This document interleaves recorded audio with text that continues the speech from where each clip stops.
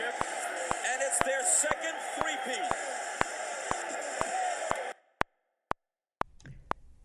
And we are locked in with Max and Dave here from the Locked In Sports Podcast. Dave, the Wave. That's me, guys. What's up? What's up? How's everyone doing? One of the greatest weekends in sports, right? That's why we do the podcast. That's why we talk about sports. It was unbelievable. Yeah, it was incredible.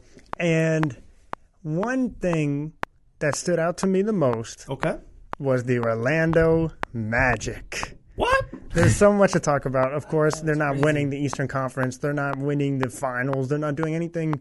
But the fact that they made it for one was a surprise. Yeah. Because a lot of people didn't think they would. Absolutely. And then to steal game one. Yeah. I didn't even see that coming. It's a great win. Yeah. I had Orlando making it. Okay. But I didn't have them beating Toronto. I still don't have them beating Toronto. Sure. I was just going to say that right off the bat. Toronto is winning this series, right? Yeah. Okay. Yeah. Okay. 100% Toronto's winning this series. But one thing I said about the Orlando Magic is I don't expect them to win this series by any means. I thought they probably would have gotten swept, maybe won one game. So the fact that they won the first game is already a win. But one thing that really surprised me is their defense and how it's translated to the postseason. Because I've said all season long, this team's length, this team's defensive matchups, the way they're able to switch with so many different people, with Isaac when Mo Bamba was healthy, Aaron Gordon's athletic. You have so many different people that can match up well. They're young and athletic. Yeah. Magic are looking good, like going forward. And this is my older brother, G-Unit Gary, season ticket holder for like 20 years. He's a diehard Magic fan. That's how we went to the finals that 12 years ago when Dwight made it and they played the Lakers. Kobe Bryant, it was awesome. We were there live in the building. And this is what I was arguing about 5 years ago and 4 years ago when they traded Victor for a bag of Skittles and they let Tobias Harris for a bag of Skittles. Like, keep this youth. Like, Aaron Gordon, keep him. Like, you might have to overpay for him, and sometimes that stinks. But you need to keep these guys. You got to keep these players. Jonathan Isaac, he's starting to develop. Let players develop. That's we're going to get into it later. I know, you're a Laker man, and that's a big thing I want to get into later in the episode. This is going to be our all ball episode. But if the Magic keeps Mo Bamba, he had a bad rookie year, inconsistent, sometimes not getting into the offense, little injury plague season.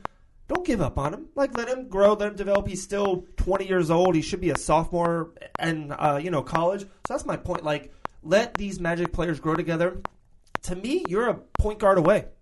Like, you're a veteran point guard coming to your team away, or you never know in the NBA draft, a later pick, a 12, 14, 18, player pick, and that player kind of pops. You're right there. I think the Magic has a really good roster, and you're a player away, and just let them gel. You never know. 2 years from now, they could be one of those top 3, top 4 teams in the East. I think they can be because Mo Bamba, one thing I've noticed, and when Rashad and I sit together and we're watching these games, they only do a pick and pop with him. Like, they don't really include him as much as I thought they should have. And every time he's in there, he's productive. Whether it's defensively, he's getting rebounds, he's blocking shots, he runs the floor extremely well for a big man. He can guard the perimeter for his size exceptionally well. Yeah, for the sure. longest reach in the NBA. Yes. He's soft touch around the rim. Yeah, he's a raw talent, but like you said, he's 20 years old.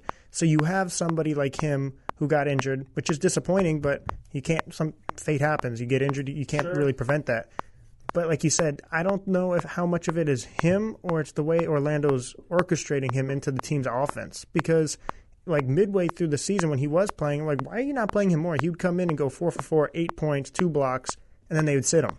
Like, it was so frustrating. But like you said, Aaron Gordon, I want to see him more aggressive. Like, I think he took a step. Because now he's handling a lot more than he ever did. He's shooting threes more than he ever did. Borderline All-Star. Yeah. Right there on the cups. Yeah. Like, he can make it next year. Like, when Vooch gets the ball in the post, he's, like, looking to score. Like, he can pass outside of the post. But, he's looking to score. When he catches it on the perimeter, he's looking to shoot the three. Okay. And I'm not trying to tell Gordon, be selfish. but he has more talent than anyone on the Magic roster. So if he was more aggressive with that talent, he would be an all-star already. Sometimes you do need your best offensive player to be selfish. Exactly. If he shoots a really good percentage, you want him to shoot 22, 24, 26 shots more than maybe Evan Fournier or DJ Augustine. I know DJ Augustine had a great game, clutch 3. God, he was awesome. He won them that playoff game. He scored 25 points. Kyle Lowry scored 0. So that's a big difference. That wins you that game is DJ Augustine outplaying Kyle Lowry. And he had 19 in the first half. In the first half, they set the tone right away, which was crucial. It's like, okay, we're the Orlando Magic. We're happy we're here. But we're not just content on getting swept and being in the playoffs. We're coming, you have to beat us like you're supposed to. It's not going to just be handed to you. And that's what I loved about Orlando. They were aggressive on both ends. And Augustine, who normally orchestrates the offense as a veteran point guard, looked to score more than he usually does. And when he did, he had a game winner. He had 25 points, and they beat Toronto. For sure. Cuzzo, it's what we do best. You're talking about it, and I kind of just thought about it. I'm like, I'm going big picture here. I got a mystical, hypothetical thing I want to talk to you about. We're just going on it. You ready? Okay, let's hear it. You mentioned Mo Bambo a lot, and, I said he was injury prone, and he just, it thinks that he's hurt and all that stuff, but he's a big man, right? He gets hurt a little bit more. Name me some of the best big players in the world. Joel Embiid. Wait. Joel Embiid. Centers you're talking about? Yeah. He played 8 games since the All-Star break. Injury prone. Kind of missed the first game, and he missed first 2 years of his career. Okay, thank you, sir. Keep going. Is it just an order or just some of the best? No, some of the best big players in the world. Anthony Davis. Oh, Anthony Davis missed 28 games this year. He's missed around 25, 30 games for the last 5 seasons. A legitimate kind of injury-prone player. Okay, thank you. Yeah, he was voted behind Giannis to start your franchise with. It's crazy. Karl Anthony Towns. Cat is not that injury-prone, but hasn't won yet. Okay, good player. Name me another big. Jokic. Jokic is really good. He was hurt 1 year, but 2 years in a row, I think he's played up 80 games, and Denver got a lot of wins. How about Kristaps Porzingis? He's missed more games in the league than played. Another one right off the bat, DeMarcus Cousins. 2-3 years ago, you could have argued he's the best big in the whole NBA, tore the Achilles. And then the last one is Mo Bamba, who we're talking about. Do you think with the new age of the NBA that bigs get hurt too much? They got to run. Bigs, what they used to do, they would get a rebound or a block shot, hand the ball to the point guard, jog down the court, right, get into the post, and then post up. Get ready, get still, kind of cement your legs, your feet in the paint. Mm-hmm. Now, what are bigs doing? They're pick and popping. They're guarding three-point shooters. Like you said about Mo Bamba having to guard perimeter players. They're running. And then as soon as the ball gets rebound by anyone, by a point guard like Russell Westbrook or Stephen Curry, who just had 15 rebounds, they're running down the court as fast as a wing player, and sometimes they're popping to the three-point line like a great Brook Lopez shooting threes, or sometimes they're running for alley-oops. They're just so much more active than they used to be. It's crazy. I think it's maybe a reason they're big players they usually get hurt more than guards. That's just, your body's bigger, your lungs are bigger. Men are not supposed to be 7'2". But I remember Akeem Olajuwon and David Robinson and Shaquille O'Neal and Patrick Ewing. They weren't injury-prone players. They used to play a lot. Maybe they'd be banged up sometimes. But it just seems like nowadays the bigs, they get hurt a lot. Yeah, which is true, but couldn't you say that about most of the NBA now?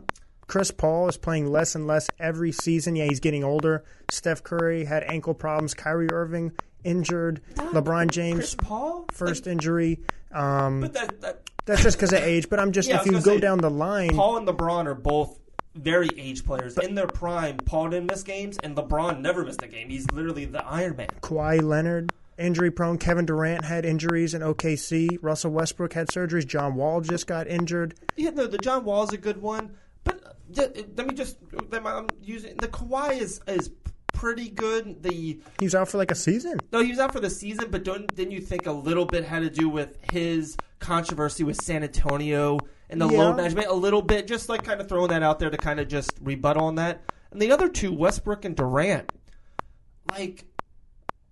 they've had injuries, but for, I would say in their careers, just say out of the 10 seasons of their prime, 8 or 9, I bet you they played 68 to 74 games. At least, or maybe more. Maybe they played 80, 82. They've had an injury season, but to me, neither of those superstars are injury-prone superstars. Kyrie's injury-prone. Oh, no, Kyrie's a good one. And No, then 100%. It's I'll give Michael Kyrie. Jordan, his last season, played all 82 games.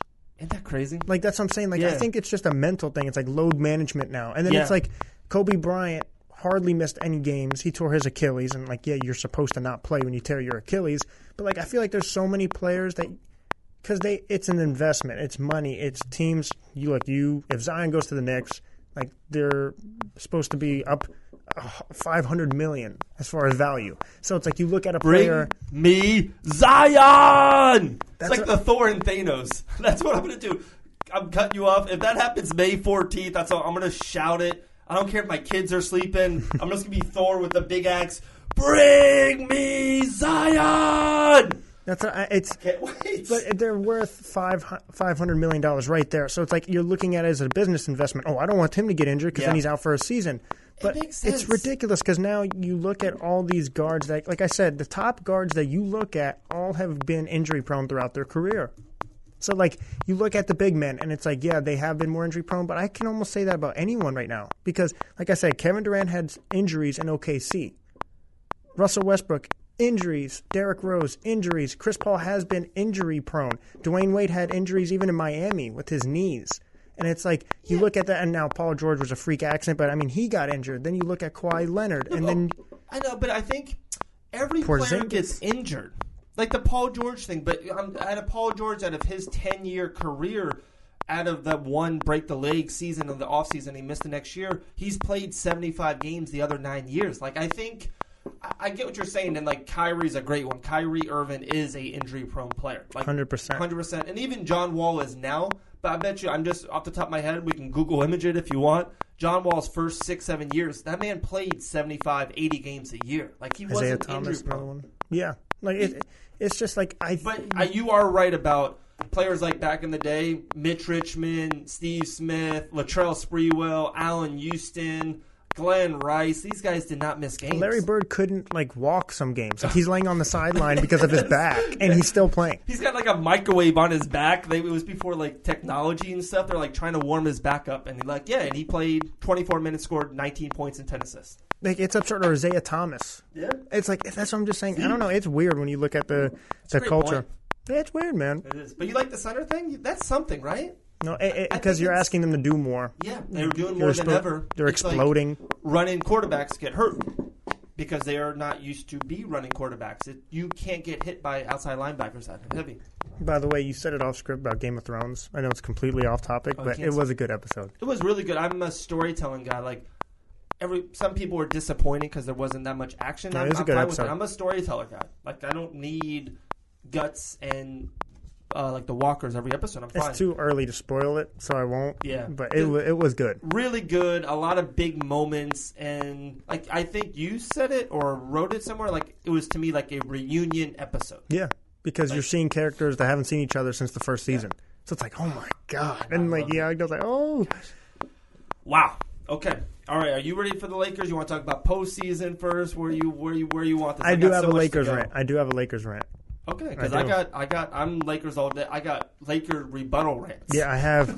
So yeah, I've said it. All right. My Lakers, LeBron James, the Los Angeles Lakers, my team. So Magic Johnson stepped down. I'm on a week-long cruise. I come back. The whole sports world went upside down.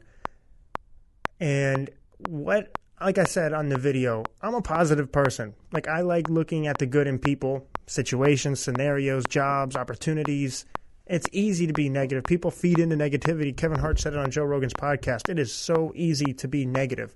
I was listening to people on the cruise, and they're oh, my God, we got to carry our bags up the stairs because the elevator's clogged. It's you're on a cruise right now complaining because you have to walk up the stairs. There's people who've never been on a cruise in their life. There's people who don't even eat. There's people so I always like looking at the grand scheme of things. I know it's kind of dramatic there, but just like I said, looking at the positive. So Magic Johnson, who I thought had some positives while he was the president of the Lakers, but overall was not a good person for it, not a good fit. He didn't want to do the work. He's somebody who needs to be the face of it, maybe somebody who puts the smile, shakes some hands, but not somebody that needs to be in the office, putting in the daily work, day in and day out. So Agree. when Sure. I'm looking at this and I'm like, okay, I think there's a lot of leaks, and I think there's a lot of miscommunication. And you and I always say communication is key. That's more essential than anything. Whether you're playing Call of Duty, you want to tell somebody to flank and get that guy to the left, or whether or not it's on the court, off the court, the podcast, anything. You have to communicate. And I don't think the people inside the Lakers organization communicated because everybody has their own agendas. Magic Johnson has his own agenda. He's Magic Johnson. He has a reputation. He's an owner. He literally quit without telling his boss first. He had a press conference live without telling his boss. It's so much chaos, so much turmoil, so many leaks. Who said this? Who said what? LeBron James has his own agenda. Clutch Sports has his own agenda. Jeannie Buss has her own agenda. Rob Pelinka has his own agenda. So everyone has all their agendas. And Magic Johnson, as the president of it, is supposed to be the guy that brings everybody together on the same page. So you have a problem. And now, yes, it is turmoil. It was a failed season. You didn't make the playoffs. LeBron James had a failed season. He didn't make the playoffs. LeBron James had a failed season. He didn't make the playoffs. So I acknowledge the wrong. I acknowledge the failure. I'm just not the type to harp on the failure. I feel like the Lakers this whole time have been looking in the rearview mirror. Hey, we know him. Yeah. We're successful. Let's live off our brand. It's time to look forward. There's an issue. Address it. Admit it. Fix it. And now with Magic Johnson stepping down, quitting, however you want to word it, he quit. Yeah, it's he quit. Yeah, it's crazy. It's crazy. So he quit. Yeah. Now you have an opportunity. So let's get a coach that suits, and we'll get into it. But in general, we have an opportunity to move forward and get good management. And now the Lakers can go the other direction and continue to be dysfunctional, continue to not address the issue and just put a Band-Aid on it and say, oh, we know this guy, so let's go with him. Or they can do the right moves and think it through, sit in the office together as adults, communicate about the company, and all be on the same page. Sit down with LeBron. LeBron, Clutch Sports. This is what's your agenda? What's your goal, LeBron? Do you want to win a championship, or are you more invested in the business side of things? Okay. And we'll get into like the minutia of who they should hire as a coach and whatnot, or the GM and my Kobe thing.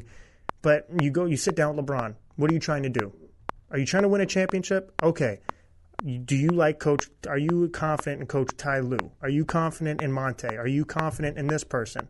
Rob, what is your agenda? Are you trying to win a championship, or are you trying to prove your worth as far as a GM in the league? And it's sitting down with everybody. Come to a mutual goal, because that's how you achieve goals as a team. Yeah, you got to see what you're going for first. Yeah. Before anything in life, right? Like, you have to say, hey, we're going to try to do this. Yeah. I totally agree with that. It's a great point. Yeah, 100%. So now that you have your overall goal, everyone's on the same page, you communicated, then we can discuss on what they should do. Like Colin Cowherd said, Kobe Bryant isn't a bad option. And when I first heard that, I'm like, we don't need more stars. We don't need more NBA players. Yeah. Let's get the people who you don't know that are just like Tom Brady. They just watch film all day, all night. That's what they do. They study analytics. They watch film. They travel. Basketball is literally their life. They're not known for anything else but being somebody who knows how to assemble a team and study film. But there is some positives to Kobe. And I'm sure you'll rebuttal on this. Oh, 100%. He's not the guy. Yeah, I wouldn't. Not the guy. I wouldn't do it. Like, if you can get Pat Riley, you get Pat Riley. Yeah, he knows how to build a team, bro. Not Kobe Bryant has never done it. He does not know how to do it. Yeah, and it makes sense. It's like, yeah, he is rigid. LeBron James would be on his best behavior because Kobe would trade him. But if it was up to me, if I was Jeannie Buss, I would literally go to LeBron James and say, okay, if there's no other better coach available, let's get Ty Lue. You're comfortable with Ty Lue. You respect Ty Lue. You will be coached. And let's stick to basketball.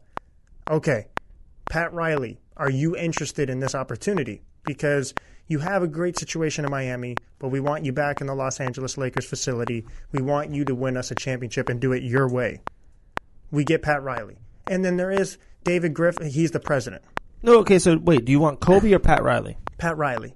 In like a dream situation. Now, there's so many different dream scenarios, but what's realistic? I don't think Pat Riley's too unrealistic. I don't think it's favorable, but I do think it's possible. It's legitimate. Yeah. I think it's legitimate. So then I would go Pat Riley. Okay, if we get him in the building, then do you keep Rob Pelinka as the GM, or do you try to get? I know David Griffin's with the Pelicans. Yeah, he just signed there. Yeah, but like there's opportunities to get other people who may be more suited for the job. I would let Pat Riley make the decisions. Yeah, because he would become your president. Okay, so wait.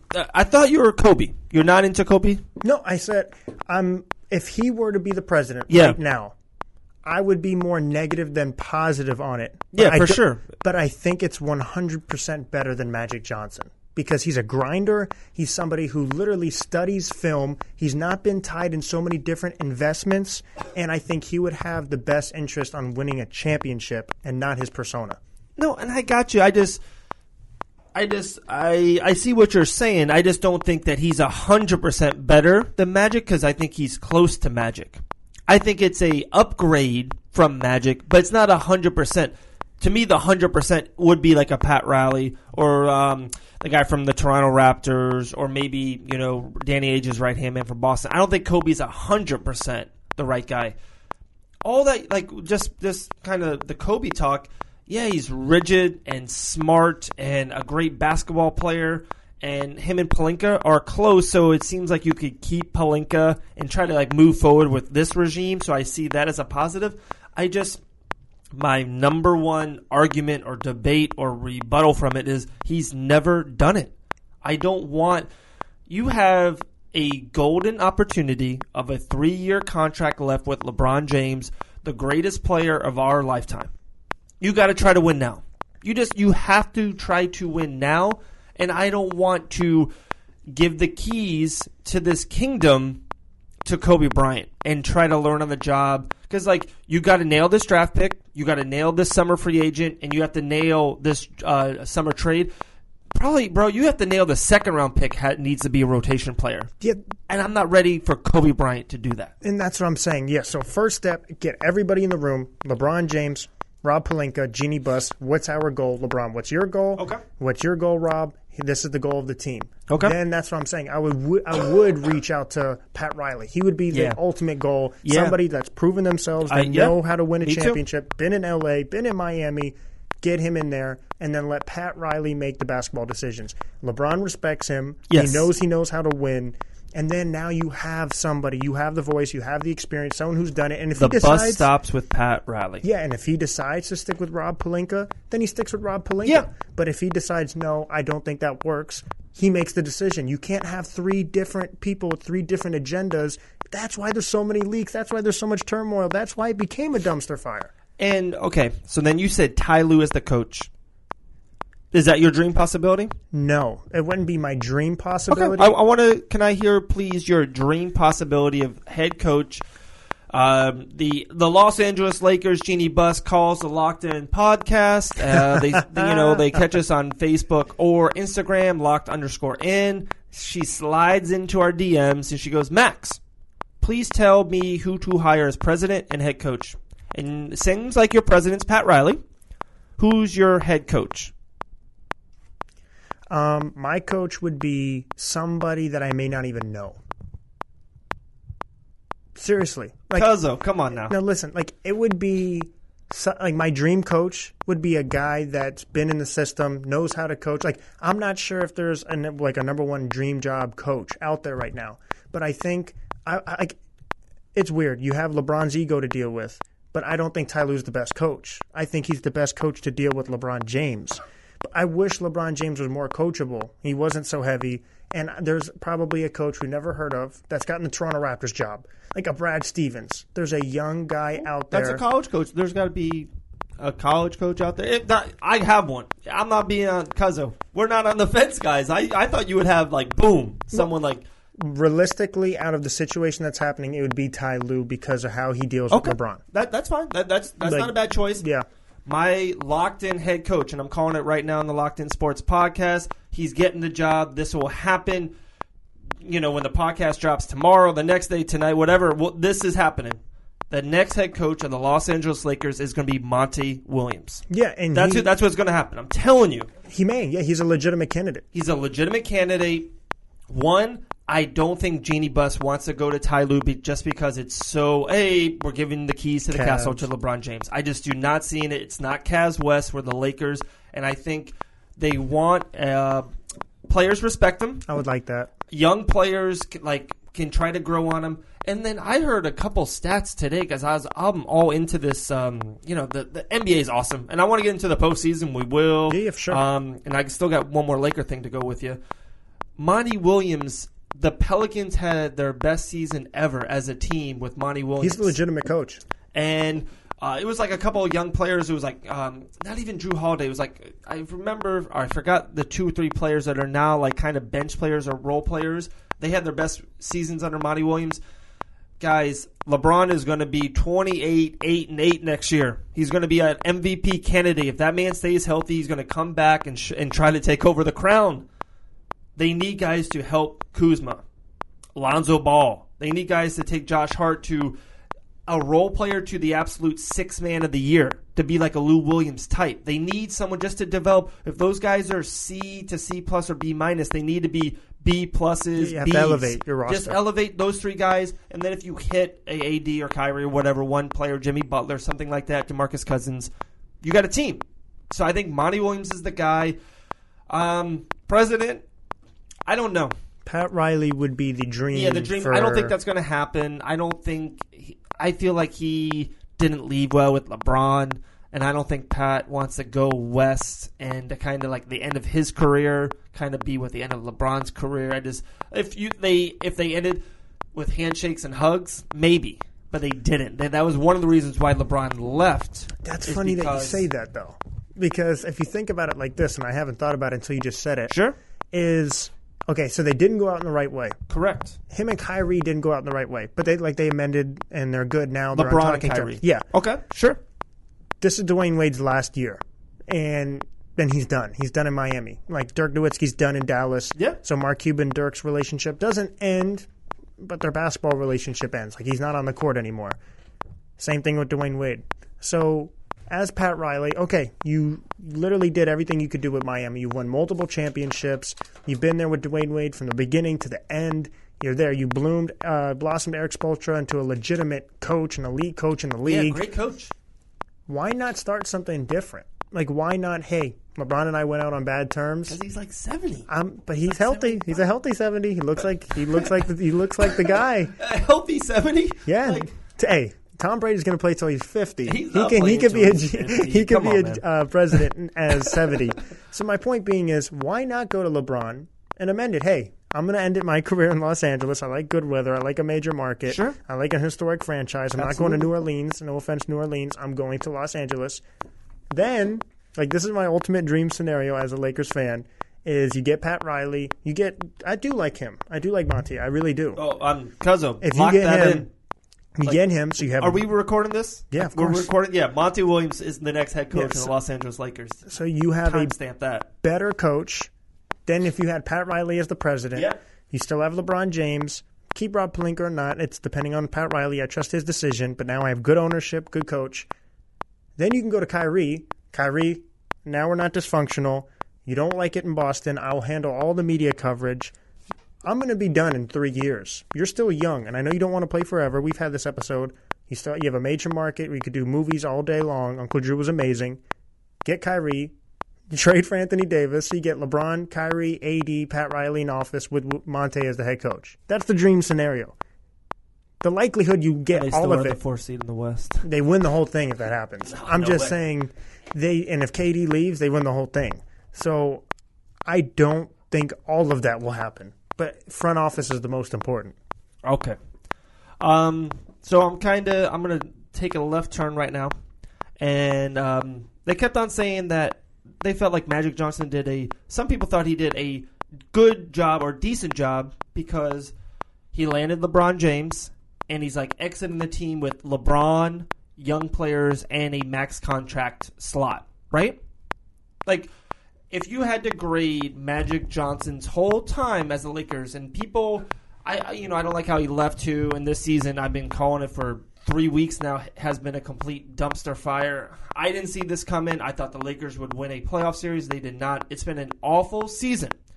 But what would you grade Magic Johnson's first day on the job until he announced he was quitting on MySpace. C+. C+. Because landing LeBron James is the greatest player of all time, in my opinion. So that immediately will shoot you up letter grades. You got him. Like, LeBron could have said he was going to go there, but if you never know. Magic Johnson got him in. He secured it. It's locked in. LeBron James in the building. C+.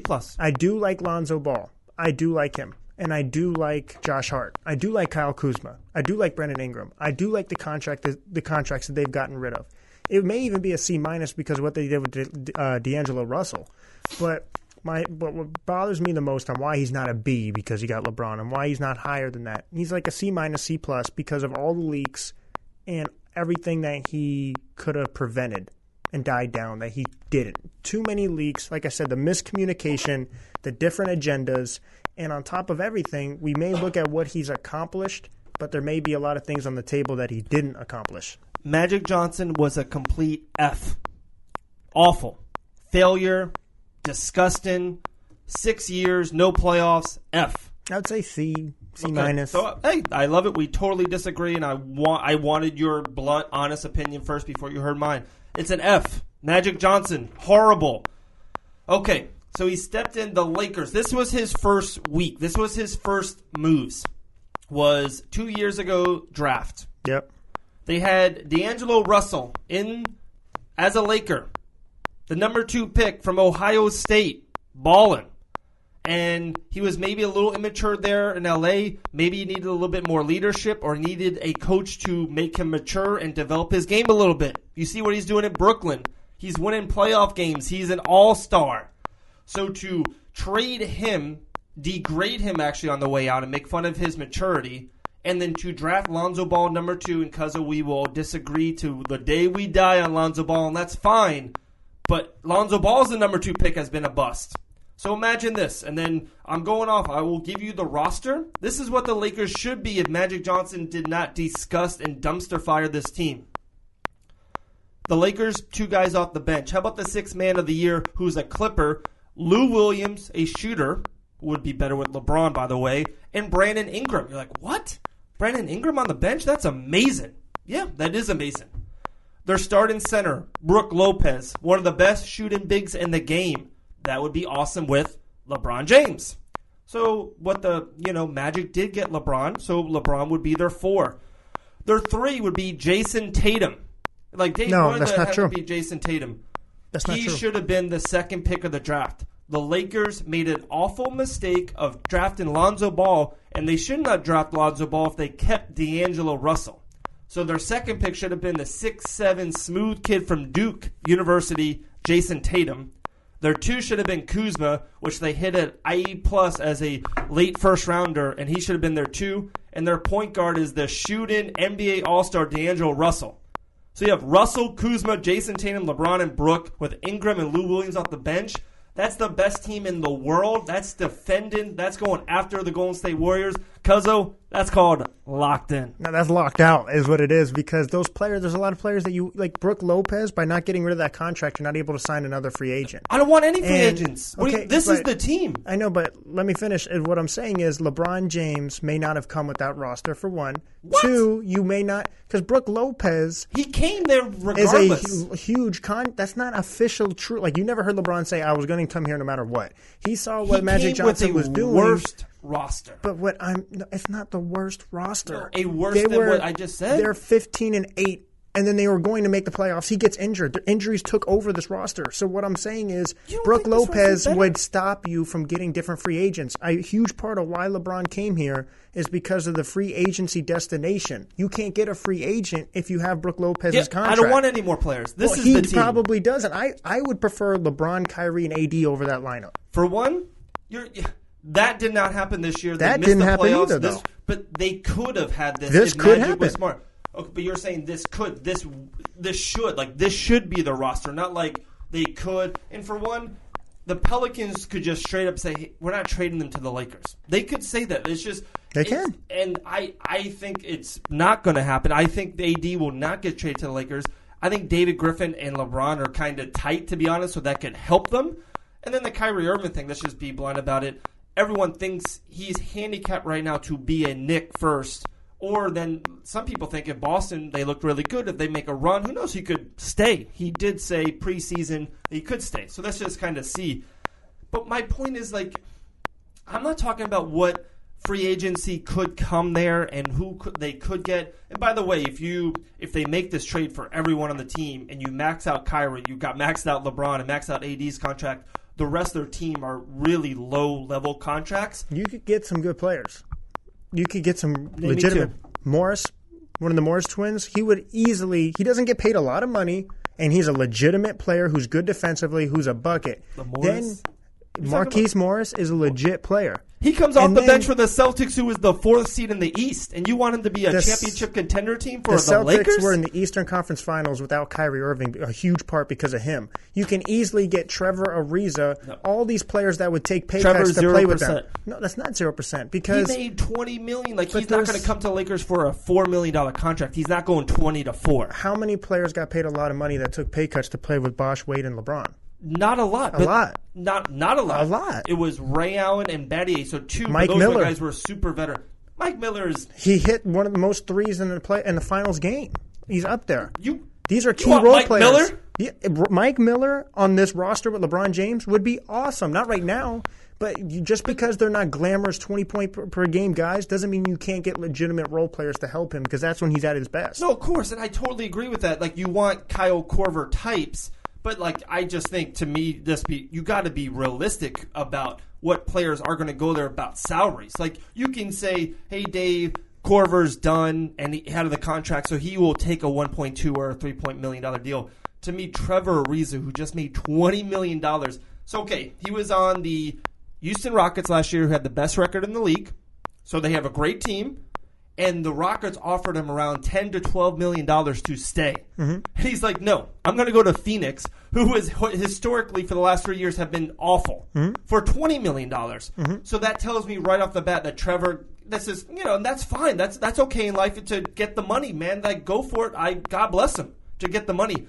So my point is, there's no way he's going $20 million down to $4 to the Lakers. And it's not official; it'd be $4. Like I'm saying is when a player reaches certain points towards his career, his goals, got money, and it's like, hey, maybe I want to contend for another championship before I go out. Wow, this is the best opportunity, and it's a free agent destination, and it's Los Angeles. So talk about money, the amount of opportunities that will come in Los Angeles.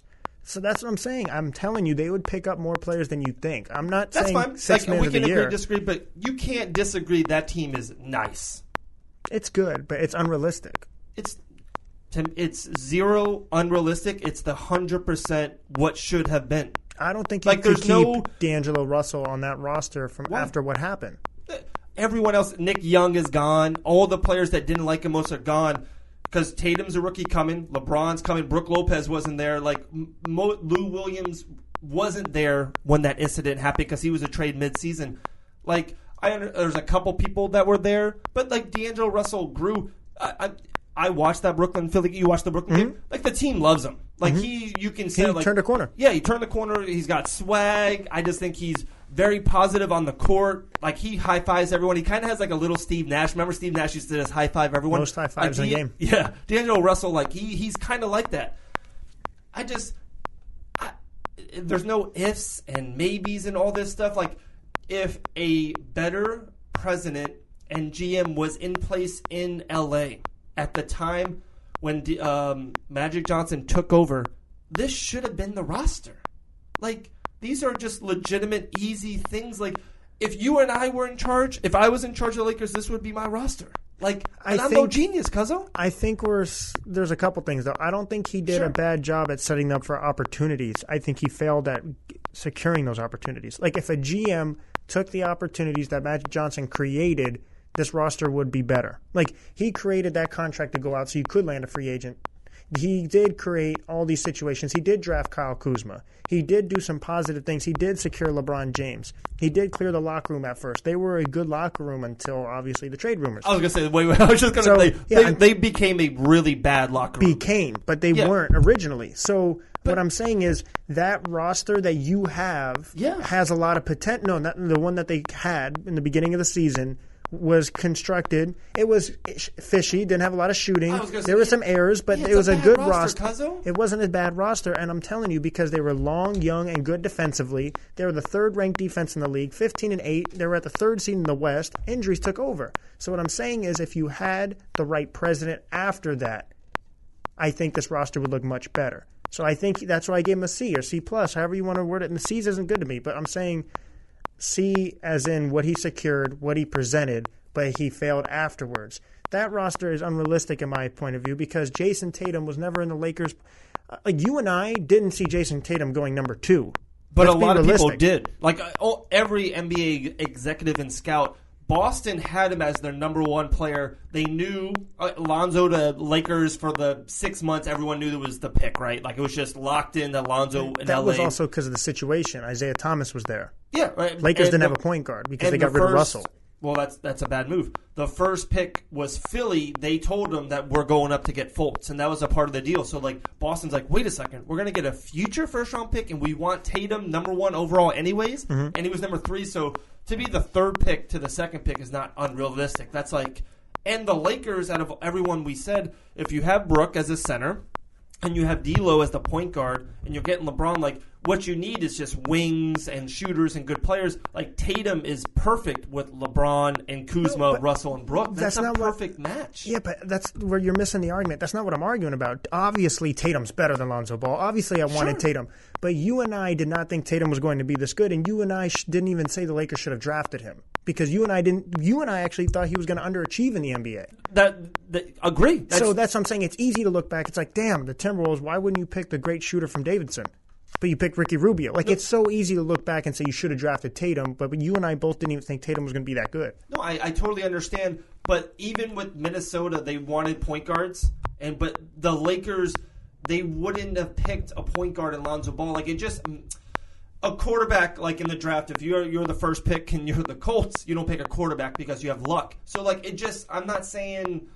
I'm not like looking back like, oh, they should pick Donovan Mitchell. He was never in that top 3. Mm-hmm. Tatum was, and if Boston didn't make that trade, Boston was going to pick Tatum number 1. Like that was every executive. That was like the big thing. They were so happy he went to 3. They're like, this is magical that this is happening. Yeah. And my point is, if you have D'Angelo Russell, you don't pick Lonzo Ball, so you get Tatum. Tatum is the second pick. That's why I don't. My point is just it's not unrealistic. I agree that you and I didn't think that he should go 2 to LA. And we like Lonzo going to 2 to LA at the time. Did. But if you keep Russell, you can't have Russell and Ball on the same team, right? That's true. So it just like that's why I just think it fits and all these players, this team fits together. You have the 6-man, you got shooters, you got wings, you got big. I think this team is locked in. And I'm not disagreeing with that team's not a good team. That's not where the disagreement is. The disagreement is I can't give Magic Johnson an F off something I wouldn't even have done. It's like moving D'Angelo Russell now is like, damn, we should not have done that. If you would have kept him, if you would have gotten Tatum. So you have Tatum and Russell. Then you get a free agent. That's an A-plus GM. That's not a C GM. So just because he wasn't an A-plus doesn't make him an F. That's what I'm saying. Like, all of those situations that you created are good. That's a great team. And it should have happened. But just because it didn't happen, I wouldn't say it's an F. That's what I'm saying. If you want to go lower end C, if you even want to say D, I'll go D, but I give him a C just because he did secure LeBron and got Kuzma. Kuzma was the gem of the draft. So that's that's what I'm saying. He was. I give it an F just because of how much of a dumpster fire began. And I agree with one thing you were kept on saying about like the leaks. I just don't like that. It just when the Anthony Davis trade was out there and it didn't happen, to me it was just so negative and it was just nasty and trashy and bad and Pelinka and Magic. Like sometimes people fail. People don't win championship. Patrick Mahomes was the MVP of the NFL league, and they lost to the Patriots in overtime. Like, it's not an F. Like, he had a really great season. It's okay. But if it's trashy and dirty, I'm trying to think of another NFL team that was nasty, and like nothing's coming to mind right now. Oh, you're talking about just like drama? Yeah, like Green Bay, you mean? Yeah, there you go. Aaron Rodgers had an F season last year. Yeah, just because you're talking about the drama, the turmoil, the controversies. Their coach got fired for the first time ever mid-season. Pittsburgh. And their ceiling, the Packers should be a It's a big brand. Big brand, a big playoff team, should be playing for championships. You have the best quarterback in the world, and you don't make the playoffs. You had a disaster of a season. So I think they had an F. That's why I think Magic's an F. Okay. You're the Lakers, LeBron, you got drama. It's just nasty. Last little thing about Luke Walton. Can we hit on Luke Walton a little bit? And I kind of have a... Yeah, and then I have an off-script one for you. Okay, cool. So Luke Walton was the head coach of the Lakers, and I'm not going to get into it if he got fired or quit or whatever. They said they mutually part ways. Because I'm going to teach you one thing in life. He walked away. No one ever mutually walks ways in anything. Job, relationships, working, like friendships. One person is the protagonist. Who's like a protagonist, and the other word is antagonist. Yeah, there you go. Kind of killed that. I should be a podcaster. There you go. So I think he left because he didn't want to get fired, and him and LeBron didn't mesh, and he didn't want this drama. Like, I think that kind of degrades his career, being around all this messy. Yeah, he walked away from it. He walked away. And everyone's like, our main man, Colin Cowherd, was like, dude, who's better, De'Aaron Fox or Lonzo? Who's better, Buddy who can shoot? Like, saying all this stuff, right? I think the Kings are a bad job. I think the Sacramento Queens, like Shaq used to call them, Sacramento Kings, are overrated. I think they hit their ceiling. Like, to me, De'Aaron Fox is a good point guard. I say he will get better. Okay. So, do you think, how many All-Star games do you think De'Aaron Fox will make? Oh, that's tough. Like, so you don't, okay, right? He's going to be an All-Star. You think he might be an All-Star? Yeah, just because like his talent and his athleticism, like he's a John Wall-like point guard who I think is only going to get better. Okay. So, but right off the bat, you hesitated and you thought about it. Yeah, he's not guaranteed 10 All-Stars. Exactly. So if he makes one or two, you'd be like, okay, cool. Like, yeah. He's a good player in the league. He's not a number one championship player. No, of course not. He's not a Allen Iverson. No. He's not a Steph Curry. All-time great. Isaiah Thomas, right? He's not that, right? Mm-hmm. Buddy Hield, who's a good player, good shooter, had a weak rookie season, but has been developed better. But he's not Klay Thompson. No. He's never going to be Bradley Beal? Bradley Beal is the 14th seed in the East, right? Yeah, he has a lower ceiling than Thank you. I totally Fox agree. For sure. And they're both good. Like, they're good. I'm not gonna say they're horrible players. Cauley Stein, and then last Marvin Bagley, who had a good rookie year. I think he'll be good. But same thing. He's. Do you have anyone like you think he might be like, or do you have him as a future All-Star? People say he played like Chris Bosh. I don't ever see him being as good as Chris Bosh, but I do think he'll be borderline. But borderline All-Star? Not like certified 10-time All-Star. Because I do agree with you. I do think the Kings' job is not as good as people project to be. Point, yeah, like everyone's like, this is a great job. They're going. They got all this youth and great young players on the team. I'm like, guys, they don't have, to me, one legitimate NBA All-Star. Like, that's my point. Like, even the Timberwolves, who, by the way, did not make the playoffs once again, Karl-Anthony Towns and Andrew Wiggins, to me, are better than any Sacramento King. And here's the other thing I'll agree with you about is, okay, let's look at the Lakers season.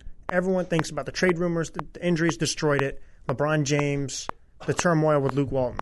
But what nobody's talking about is how you just talked about why you want Monty in the Lakers.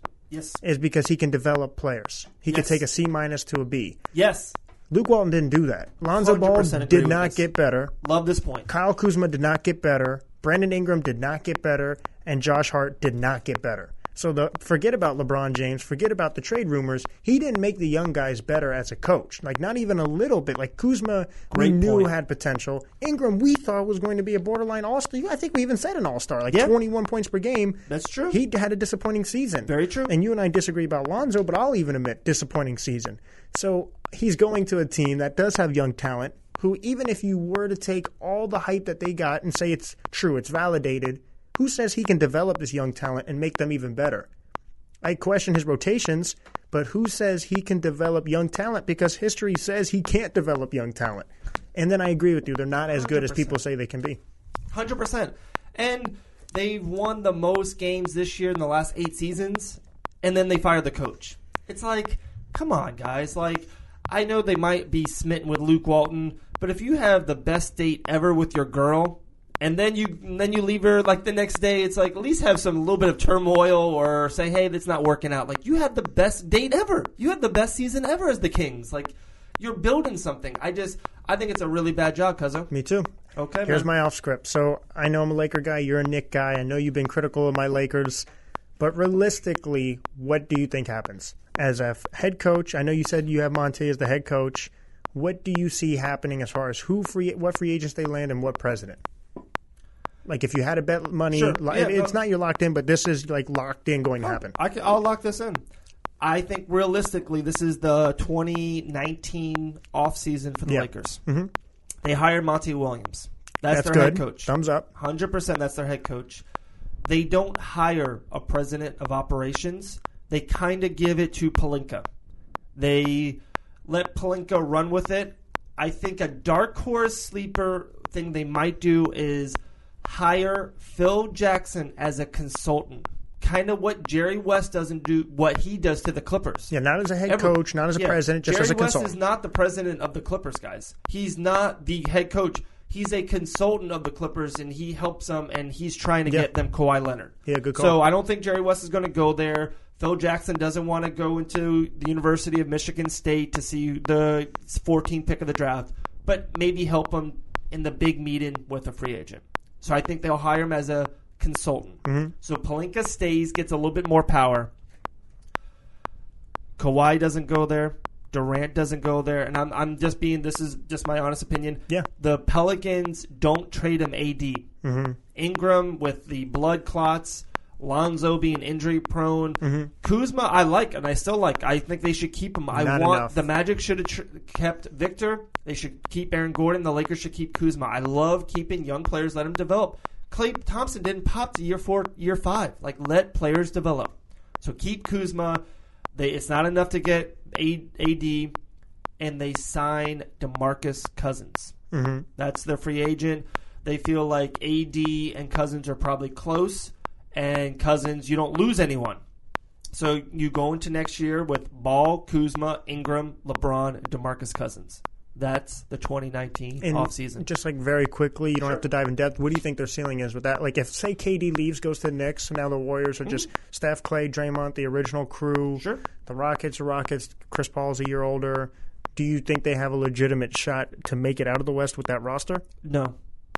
But I'll lock this in, and I've been probably since the AD stuff been more. I think I have been. I'll be honest. I think I've been negative on the Lakers. Too much noise. Just not like the direction. I think they've been negative.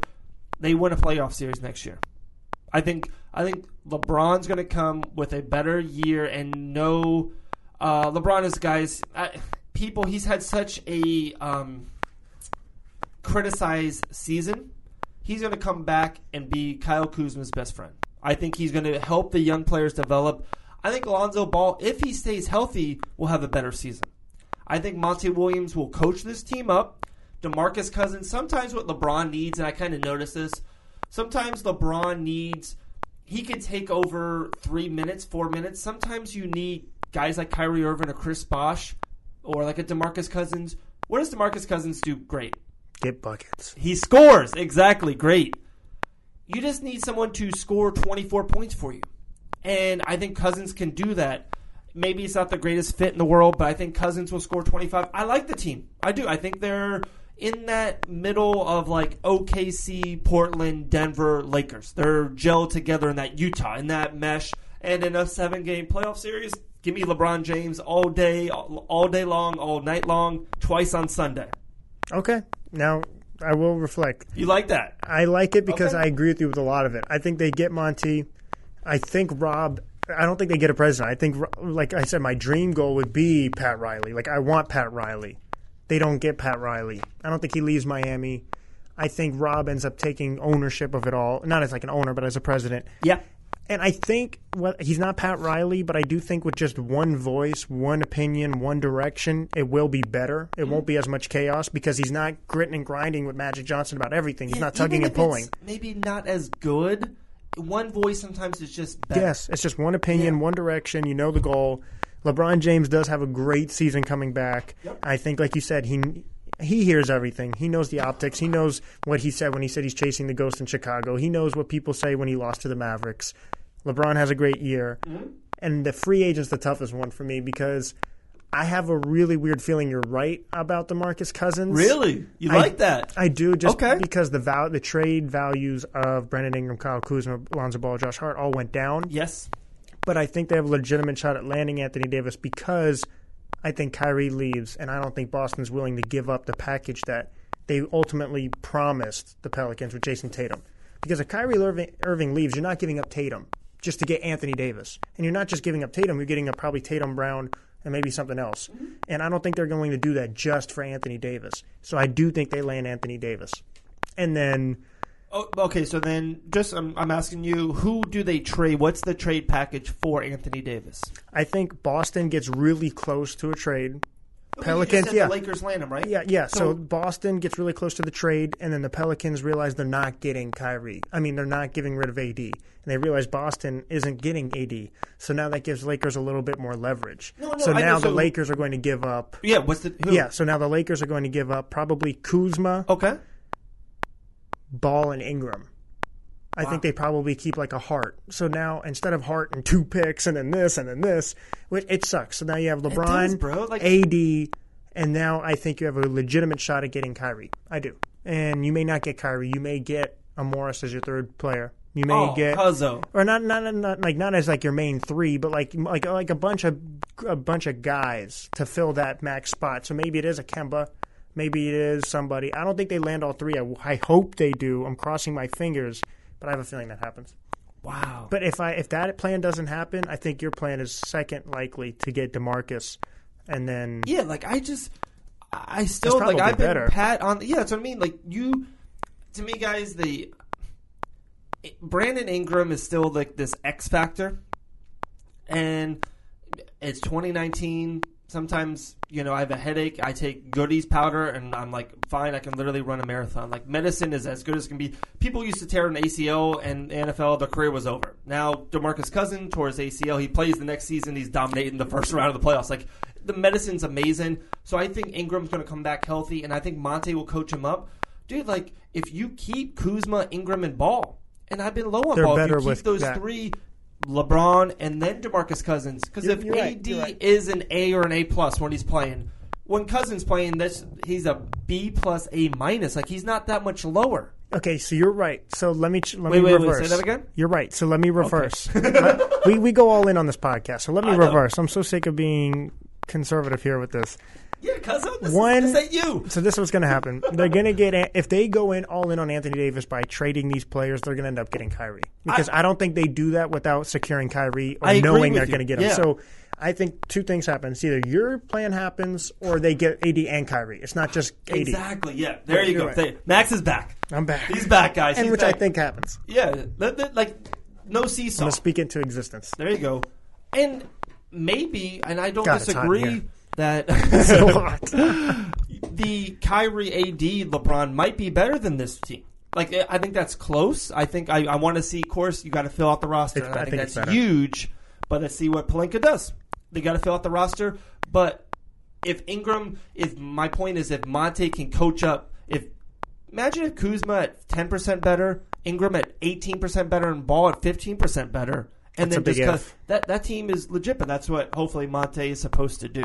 True. You know what I mean? So I can't wait. Cuzzo, gosh, another great episode. I cannot wait. God, you know how to listen to this episode, Cuzzo? Download and subscribe to Locked In on any podcast platforms. Give it 5 stars. Tell a friend. Tell a family member. If you want to come at us, come at us. We don't care. Yeah, I'm at David Van Auken on Twitter, Instagram. You can just slide into my DMs, or you can just put me a comment at the bottom. I don't give a shit. We don't care. One thing real quick, what I saw, remember I posted the picture, I said to everyone, text a friend the podcast. You can copy the link and text it, and I texted it to you. Mm-hmm. 2 people showed me the picture that they texted it to the friend. I was like, that's awesome. That's what I'm talking about, guys. That's what we need you to do. The podcast is on fire. The momentum is real. Gosh, it's a movement right now. So keep it rolling, guys. If you love the podcast, text it to a friend. Maybe they haven't listened to it yet. All right. And Dave, like always, Stay locked in.